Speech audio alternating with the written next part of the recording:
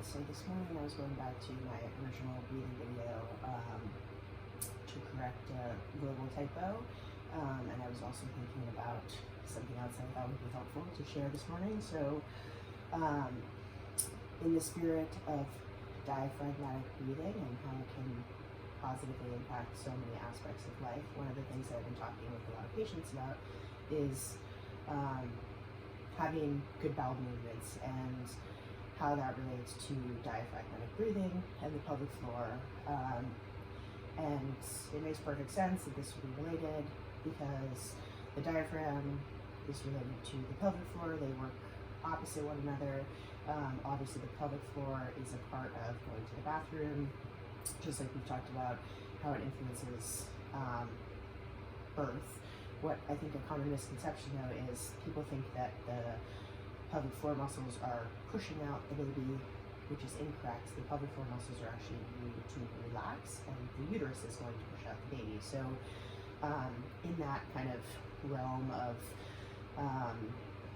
confusion about what the pelvic floor should or should not do and how relaxing the pelvic floor can be very therapeutic in so many ways, one of the things I just wanted to bring up this morning is what diaphragmatic breathing can do to make digestion and going to the bathroom more effective. It all goes back to the amazing ability of the human body and how the diaphragm is really the key to so much of this. So if you think about your colon sitting in your abdomen, we've talked about how postpartum moms sucking in their belly and keeping their abs tight all the time is not optimal in any way.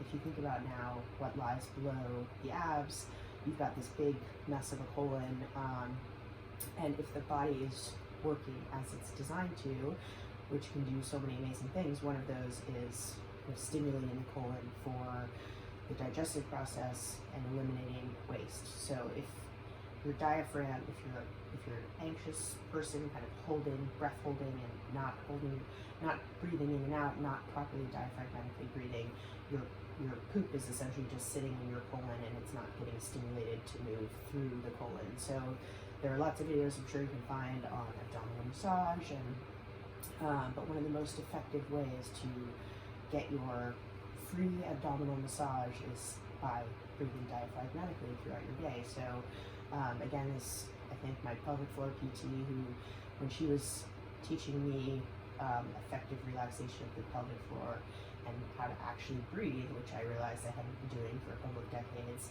my stomach started gurgling and making all these noises. So really the reason that happens is because as we're breathing effectively through our diaphragm, again, going back to that inhale, belly big, pelvic floor descends and relaxes.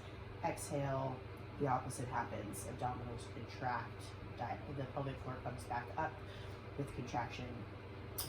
When we're getting that cyclical, kind of reciprocal cycling, where our diaphragm is contracting and coming down as our pelvic floor is relaxing and coming down, and then just the opposite, our diaphragm is now relaxing back up to this nice dome-like position as our pelvic floor is contracting and coming back up. So as we do that, and as our belly gets bigger and smaller, we're actually stimulating a nice massage of the viscera. We're stimulating massage of the colon, and as we do that, it's going to help facilitate stool moving through the colon and out. So this is the gift of a nice, healthy morning bowel movement.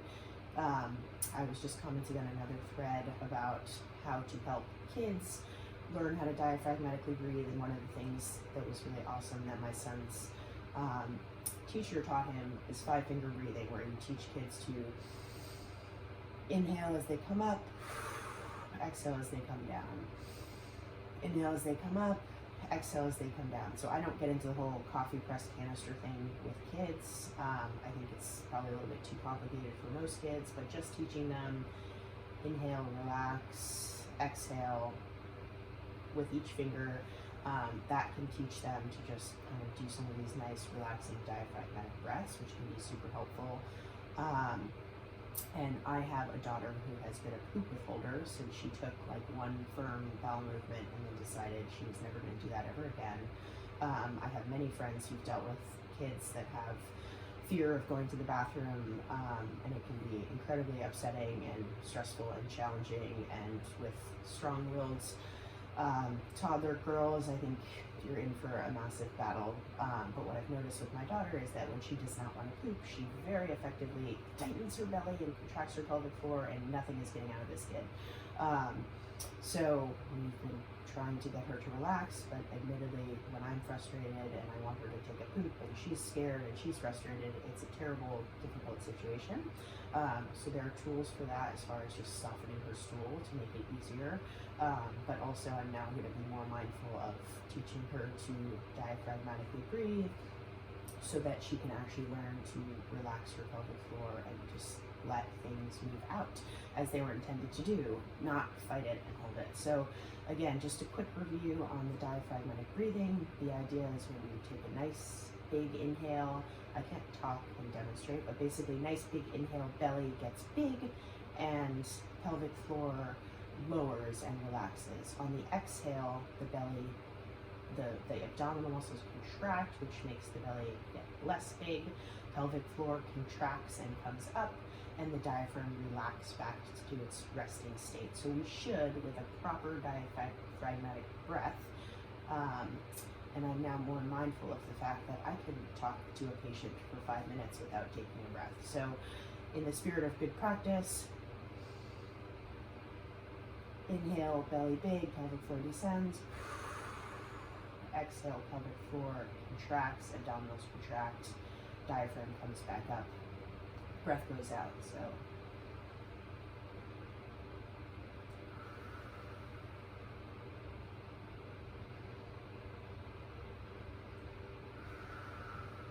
So I'm a work in progress, but what I would recommend to you this morning, if you're watching this, practice several breaths in this position, diaphragmatic breathing, massage your colon, go have a nice poop.